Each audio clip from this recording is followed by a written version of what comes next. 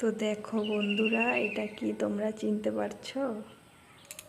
এটা হচ্ছে গুইল সাপ, মানে আমরা তো এটাকে গুইল সাপে বলি। একটু আগে এই জায়গাটাতে একটা ছিল, এই যে আমাদের কুয়ো আছে এখানে, তো কুয়োর সামনে কিন্তু একটা ছিল একটু আগেই, ছোট একটা ছিল, এই যে এই সাইডটাতে গেছে।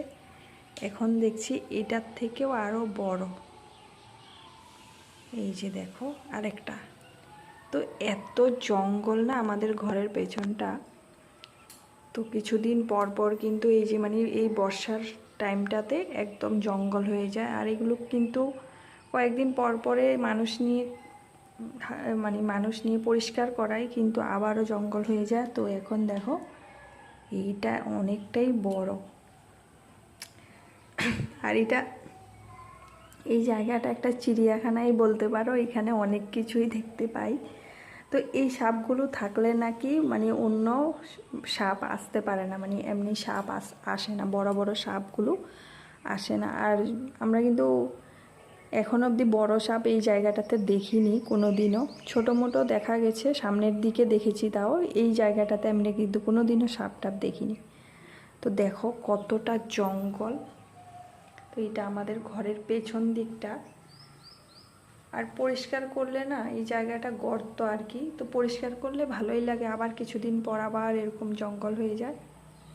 তো এখানে পেঁচা দেখতে পাই মাঝে মাঝে। তারপর তোমাদেরকে কি বলবো, মানে বন বিড়াল। আর রাতের বেলা তো সন্ধ্যের পরে একটা মানে কীরকম, এটা জানি না এটার নামটা কি, মুখটা চোখা আর লেজটা অনেক লম্বা, আর কালারটা পুরা মানে শিয়ালের গায়ের কালার মতো।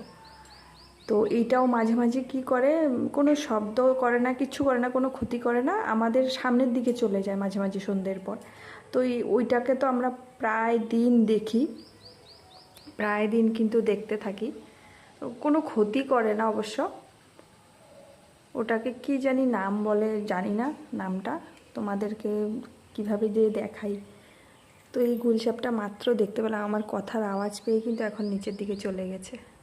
তো একদিকে ভালোই হয়েছে, আমার এমনি তো পিছন দিকে যেতেই হয় আমাদের মাঝে মাঝে। তো এই সাপগুলো থাকাতে অন্য সাপ আসতে পারে না।